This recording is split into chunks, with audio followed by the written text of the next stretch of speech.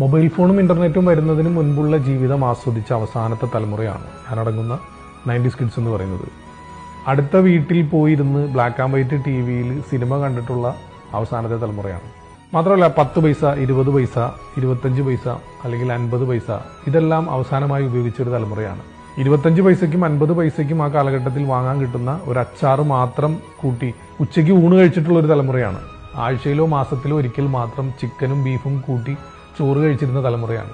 കിലോമീറ്ററുകളോളം നടന്നും സൈക്കിളിന് വാടകയ്ക്ക് എടുത്തും ഒക്കെ യാത്ര ചെയ്തിട്ടുള്ളൊരു തലമുറയാണ്. നല്ലൊരു ടോയ്ലറ്റ് ഇല്ലാത്ത സ്കൂളുകളിൽ പഠിച്ച തലമുറയാണ്.